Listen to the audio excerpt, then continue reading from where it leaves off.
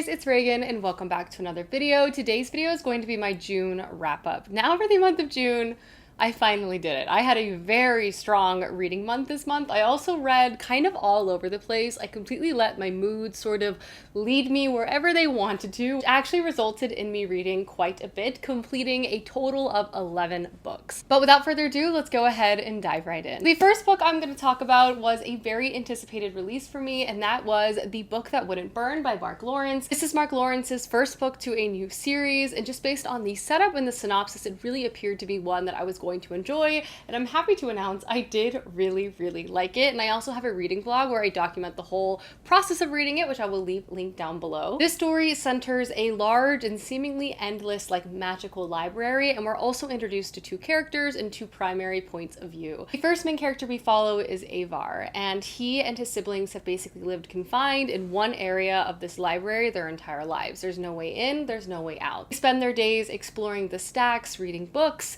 and essentially trying to not get so bored that they want to destroy one another. Our siblings specifically are rather unique because they're all kind of specialists in one thing or another, due to them being confined with a book within a very mysterious machine that exists within their library chamber. Our other main character is Lavira, and she grew up in sort of the outskirts of the main town in a place called the Dust. Here, survival is kind of the focus on everyday living, and also monsters and hunters roam this area too. And at the beginning of this book, her settlement is attacked and she's basically brought to the main city. There, as an orphan from the Dust, she's not really presented many options or choices for the rest of her life, but due to not only her incredibly strong-willed personality, but also having a favor that needed to be cashed in, she's basically presented an opportunity to become an apprentice within the library. And so kicks off a very fascinating and slow-building fantasy tale that I personally enjoyed from page one.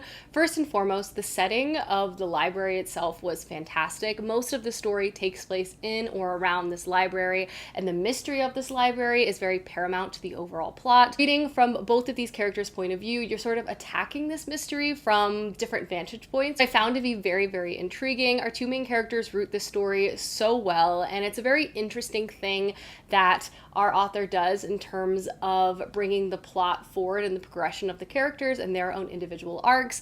I will say a large part of this particular story and the enjoyment of the story is kind of just reading it for yourself, slowly digesting the plot, putting the pieces together, slowly trying to understand the world and setting that we're kind of just plopped in. So I really don't want to give too much information, but I will say it is a vibe. I love the characters, and the ending was honestly rather explosive. I felt like it's one of those books that's a slow burn. It's slowly and methodically make our way through it, but then all at once everything sort of hits the fan and you will not be able to put it down. I really cannot emphasize enough how much I loved this library setting. I feel like Mark Lawrence did such a great job capturing the scale of it. It was both overwhelming and fascinating, and I just loved every single second of it. And in the end, I gave this book like a 4.5 out of 5 stars. I really liked it. The next book that I was able to complete for the month of June is Age of Death by Michael J. Sullivan. This is the 5th book to the Legends of the First Empire series. I loved this book. This should be no surprise. I've been making my way through this series through the tail end of last year and throughout this year, and I'm finally on the final one, which I hope to read next month, but this 5th book was fantastic. To take a quick step back, if for some reason you're not familiar yet, the Legend of the First Empire series is a very pastoral leaning fantasy tale. It's basically set in an ancient fantasy setting, and we follow a huge cast of characters through many different points of views, and we basically follow this kind of large plot sequence through different arcs and acts through time, which is fantastic. In particular, we watch a conflict that arises between humans and elves, and we also see the development of human civilization through invention and the evolution of government too. It's all really fascinating, but what roots this story so well, outside of it having a fascinating plot, which is just great, it has so many great characters you will just love. And I also feel like Michael J. Sullivan does such a great job keeping the plot fresh, rotating different major things you tend to run to in fantasy and kind of adjusting up and down the plot pacing, just making it so addicting. The past couple books have very much been centered on a quest story, but again, we're moving into the 6th and final installment, so things really begin began to heat up once again. The characters are great, constantly introducing new POVs that are so unexpected, just keeping the whole thing fresh, I assure you. This book was amazing. I oftentimes find like books that are really just about setting up the finale can sometimes read boring or have plot pacing that's off, but I did not feel that was the case with this book. I loved every single second of it. I flew through it. I honestly just feel like I get more and more attached to the series as I read more of the books. I gave this 5 stars. I just truly am obsessed with it. Next up, I read a very buzzy recent fantasy release, and that is Divine Rivals by Rebecca Ross. I was so excited to pick this book up as it really just seemed like something I would love. I already knew I loved Rebecca Ross's writing. I find her style to be lyrical and lovely, and I also find that the romances she builds between characters are just so wonderful to read. They have this sort of sweeping, faded aspect to them that just feels so romantic, and Divine Rivals definitely sort of ups the ante on that as well. This is a fantasy story that feels very much more so like a historical fiction tale with a dash of fantasy, but it's not set in our world, but it created such an interesting atmosphere. In this book, we follow our 2 main characters who are rivals. They both work at the same newspaper, and they spend their days basically competing against each other for the title of like the new columnist writer. However, though, in their evenings, they are unknowingly sending each other letters where they're both like spilling their heart out on the page, and it's such a hilarious like you got mail sort of situation. However, though, the story evolves though, because this is a fantasy book set in a world where gods exist, and the existence of these gods has created like a war front situation where humans are fighting on behalf of the gods that are in conflict with one another. From there, we follow our 2 main characters as they both move to the front of the war and become wartime correspondents, bringing them unknowingly closer together and also putting them in much more danger. I loved this book. First and foremost, it was just so romantic. Watching these 2 characters kind of go from rivals to slowly realizing their feelings for one another was just a delight. I loved all the letter writing and just the writing in general that was present in this book. Their appreciation for each other's style, it all just worked for me. Rebecca Ross's writing is also just really, really lovely. Style and everything about it is so delicious, and especially because this has so much focus on writing, I feel like it kind of elevated it to a whole new level. But really, I would say at the heart of this book, if you're looking for a romantic leaning fantasy tale, something that is very character focused, really about the relationship, something that will burrow into your heart, make you smile, make you laugh, make you cry, this is such a lovely book, and I really think it uses fantasy in a very interesting way too. I can see why this book has a lot of hype. It really was one that I really enjoyed immensely, and I gave it like a 4.25 out of 5 stars. The next book I completed was another highly anticipated release for me, and that is Witch King by Martha Wells. This one was an interesting one because I feel like it delivered a lot of what I was expecting, but really was also refreshing in some ways I wasn't anticipating at all. And in this book, we follow our main character Kai, who is a demon, and he is kind of coming back to consciousness at the beginning of this book, waking up in some type of water prison, and also realizes that there's some type of lesser magic user who's trying to wake him up and take him out of this prison to harness his power for his own interests, essentially. From there, we follow Kai as he escapes his prison very quickly and easily deals with this sort of magic user who initially woke him up. But from there, Kai is confronted with a conundrum. Why was he imprisoned? Where is he? How much time has passed? Who was involved in this? And you see him basically slowly bring the band back together, go out on an adventure to try to locate some of his lost friends, and also try to solve this political conspiracy as it's happening present day. This book was really interesting. A large part of the plot of this book is just slowly trying to understand what in the world is going on. You are both in present day as Kai has escaped this prison and is trying to reunite with his friends, also jumping back in time when he first, 1, met a lot of his friends for the first time, and 2, was involved in a political movement to basically do away with some very evil, powerful individuals controlling the world, basically creating a new world order. But again, this plot is a little disorienting.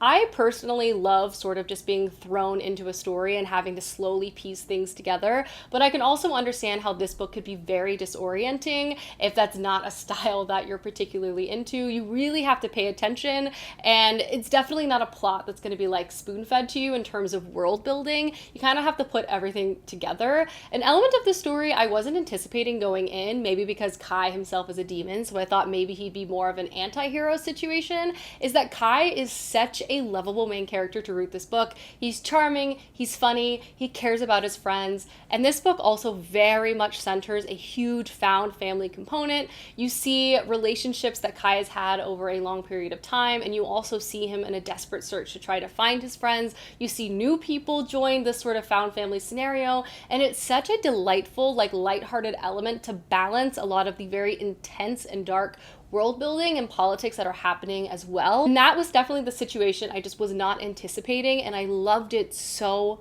much. The book is also a standalone, which I feel like is rare, and for the most part I was really impressed with the amount that Martha Wells was able to pack in and pace well in a not very long fantasy book. I wouldn't say this book is perfect. I don't know if like every plot element fully came together in a way that made total sense, but for me, I really loved the characters in the world and a lot of the things that Martha Wells was able to accomplish in this.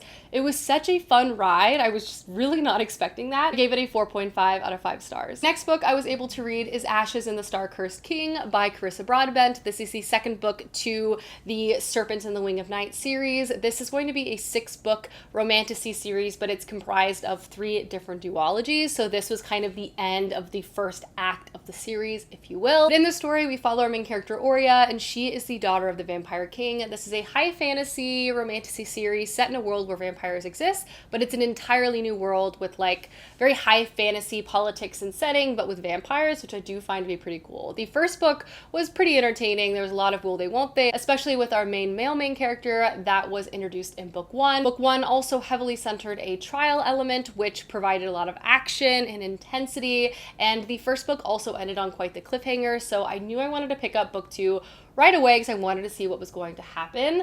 Honestly, book 2 I thought was pretty dang good. I think I gave the first one like 3 stars, like a very solid, entertaining romantasy story. Didn't blow my mind, not my favorite in the genre by any means, but I liked it, and I also appreciated that it had a pretty solid like fantasy backdrop that made coherent sense. That being said, going into book 2, I actually felt like book 2 was better. Not only did I feel like the writing felt tighter, I thought the plotting was better, and I just felt like everything was a bit more cohesive, and the writing style overall I just felt like took a step up, which I honestly really enjoyed.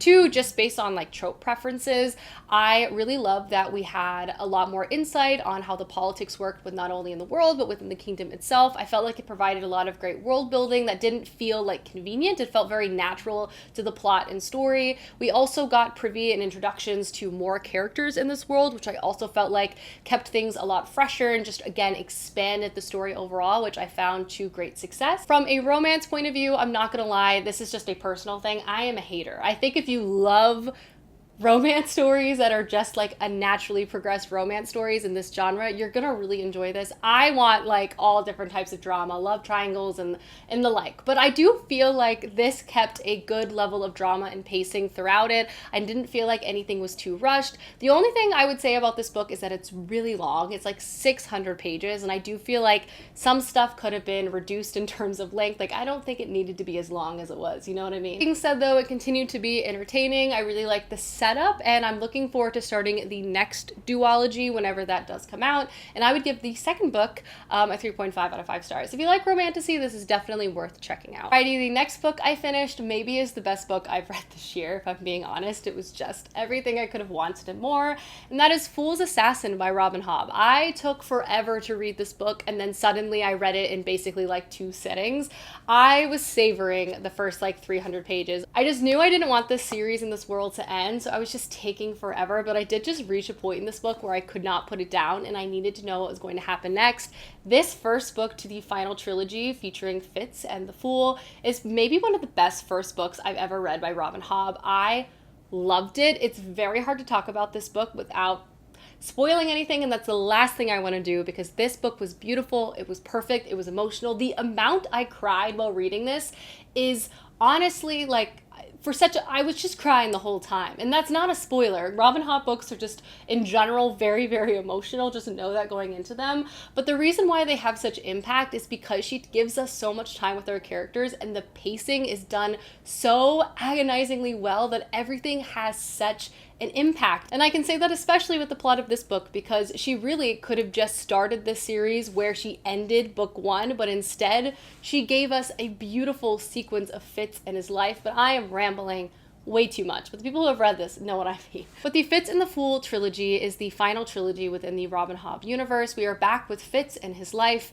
and we basically see him go out on one last adventure, supposedly, with the Fool again. This book is set in a very traditional high fantasy setting, full of court politics, backdoor dealings, and Fitz himself was trained as an assassin as a child. This series is a culmination of everything that has happened before it. Fitz, as our main character, is one of the most, emotional characters I feel like I've ever read. One, the man is in his feels a lot, but it's also incredibly understandable because Fitz as a vehicle is kind of Robin Hobb's contemplation of the trauma of the chosen one, the effects of constantly having to sacrifice yourself, your life for the crown, having to keep so much of yourself secret from the ones you love most, and inevitably having to go through so much pain that it takes a lifetime to sort of tease out and try to unpack and understand. And we see that unpacking and also the introduction of new trauma fits throughout all of the books that he's in. This first book was so beautiful because it was honestly like a contemporary lit fic story. It was so domestic. We get the pleasure of catching up with Fitz and seeing a picture of what his life looks like now. We also get the pleasure of having his contemplations. So often Fitz is reflecting back on things that we've already experienced, but with a lens of being now older, interpreting and kind of nuzzling at old wounds in a way that maybe with time and perspective he has kind of progressed on, which I think is so beautiful. But the reason why this book was so good is that it introduced a POV character that I was not expecting, and having another character point of view in this book, which is the first time it's ever happened, mind you, with Fitz leading this series. It was so good. Not only do I feel like I got more insight into Fitz, but it was also refreshing to reflect and interpret Fitz from someone else's point of view, and it was done so beautifully. I was just so committed. I've already read 30% of the second book because once I finished this, I just continued to read. It was just so perfect. Robin Hobb can do no wrong. I loved this book, 5 out of 5 stars. Again, one of the best books I've read this year. And then from there, I had a bit of a historical romance rabbit hole. Basically what happened was, one night I decided to check out Bridgerton season 2 because I was bored. Then I proceeded to watch all of Bridgerton season 2 in a 24-hour period. It was angsty, enemies to lovers, so much longing stares. I was addicted. I was compelled. I couldn't stop watching. This naturally sparked just, again, a historical romance rabbit hole, so I kept reading historical romance novels, and I read 4 of them, so let's talk about them. First off, I read The Viscount Who Loved Me by Julia Quinn. This is the book that season 2 of Bridgerton was based off of. I was really curious to see what the TV adaptation kept the same and changed, and I'm gonna be honest, I found The Viscount Who Loved Me to be fine. I feel like the TV show made all of the perfect changes to make it just so much more dramatic and interesting and dynamic, and also really brought the characters kind of on the same level with each other, which I really appreciated. But if you're not familiar with the setup or premise of Bridgerton season 2 or The Viscount Who Loved Me, let me explain it to you. Basically, you're introduced to the Bridgertons, which is a big family with lots of kids, and this book basically follows a love story of the oldest son of this very illustrious and powerful family. He is burdened with the expectation of leading this family, being the heir, all of these things, also burdened with this fear of falling in love because he is still grappling with his father's death. That obviously left a lot of trauma. So he doesn't want to cause that pain for anyone else in his life because he's seen his mother and his siblings and himself basically have to deal with that pain. Enter in our main character, who in the book is just so much more meek and weak than the portrayal of this character in the TV show, which is why I like the TV show so much more. It's like an enemies to lovers situation. Basically, he's trying to just find the perfect wife to fill the role that he will never love, but accidentally he falls in love and there's all this back and forth. It's a lot of drama, okay? The TV show is better than the book. That's really all you need to know. If you haven't seen the TV show, you really should check it out. From there, though, I was still craving historical romance, so I decided to check out a very popular historical romance series called The Wallflowers by Lisa Kelpass. The setup of this is a very familiar setup, especially in historical romance. Basically, each book follows a different main heroine, but they're all friends. They basically make a pact and a ball one day because they're all considered wallflowers for different reasons, basically relegated to the outskirts of balls and dances. No one's really looking to court them, so they decide to work together to try to help each other find husbands. So I read 3 of the 4 books in this series. I'll probably read the 4th book in the next upcoming months. I liked this. I wouldn't love it. I did like it a lot more than the Bridgerton series, if I'm being honest. The first one is Secrets of a Summer Night. This has kind of enemies to lovers, more like dislike to lovers, if I'm being honest. And this story follows our main character, Annabelle, who's beautiful, but unfortunately she doesn't have a dowry because her family is very poor. And she is really in need of a husband to not only protect herself, but her family, save them from being destitute. Apparently, our main character is a very rich businessman, but doesn't come from like landed gentry, so there's that sort of situation. It's good. I'd give it like a 3 stars, if I'm being honest. The next one I read, I loved so much more, and it's called It Happened One Autumn. This follows a different friend, a very headstrong American heiress who is hilarious, and I just felt like her personality really shined in this book, and hers is a true enemies to lovers because she basically forms a relationship with this duke who she hates and he hates her, and their back and forth is really, really entertaining. And then the last one I read was A Devil in Winter. Might be my favorite, which kind of surprises me going in. This one was like a reformed rake sort of trope. We follow our main character, Evie, who is very quiet but very determined in her own way, and to escape a situation involving her family, she basically enters in a marriage of convenience with this terrible guy. But then through time and they spend with each other, it obviously evolves from there. It was pretty good, I'm not gonna lie. That might be my favorite of the ones so far, but in general, I found these entertaining, and I would give It Happened One Autumn like a 3.25 and Devil in Winter like a 3.5. They're fun. I would recommend, especially if you like Tessa Dare. And the last book I was able to complete for the month of June was Yellowface by R.F. Kuang. This is R.F. Kuang's like first literary fiction release. It had a lot of buzz, obviously very anticipated by me because I really, really love this author. And I have to say, it did not disappoint. This was a banana story from beginning to end, and for the most part, I really, really liked it. This story basically follows our main character, June. June went to Yale, and she was a part of a very prestigious writing program, and her friend, more like enemy, rival, Athena, also graduated from the same program. But where June's book never even got a paperback release, Athena quickly became a literary darling, and she's cripplingly jealous of the success that Athena has gotten, and she doesn't really feel like she deserves it. At the beginning of this book, though, she's hanging out with her because, again, they're kind of friends, and she unwittingly witnesses a tragic event resulting in Athena's death, and she steals Athena's manuscript, sells it, edits it, and releases it under a racially ambiguous name and passes it off as her own. This book is honestly just a fascinating read. It's very unhinged and it's very compulsive to read. I find R.F. Kuang's prose to be very easy to digest and read. It doesn't mean it's not saying a lot, but it just makes you like not be able to put it down, and you will fly through this book. I think I read it in like 2 sittings. I also think, just as someone who's a part of the bookish online community, this book was just a fascinating read for a lot of reasons. First, under the descriptions and satire as it relates to the publishing world was very front and center. She also had a lot of descriptions about the bookish online space from an author's point of view, which I found to be pretty interesting too. But obviously this book is just like a wild ride. You're reading from June's point of view, who is an incredibly flawed, very evil character, and you almost feel like guilty by association just because you're reading from her perspective, which just creates a lot of dissonance in you as the reader. And also, I felt like I was reading this book with my mouth like slightly open the entire time because I was just shocked again and again by the audacity of June. Found the story to be sharp and just overall rather entertaining. I will say my only criticism would be that I feel like the end could have been like larger or more absurd, just given like how much there was in the build up to the end and just how bananas the entire book was from page 1. I almost wanted the ending to just be like so explosively over the top. It was still entertaining and I understand why she did it, but I felt like it could have been like more. I wouldn't say this is my favorite R.F. Kuang book, but I still really enjoyed it, and it was exciting to see her write within a different genre, and I would give this 4 out of 5 stars. Highly recommend picking it up. It's definitely going to be one that's going to spark some conversation. Alrighty guys, those are all the books I read in the month of June. Please let me know down below some books you've read recently, as I would love to know, and I will see you soon with another video soon. Goodbye!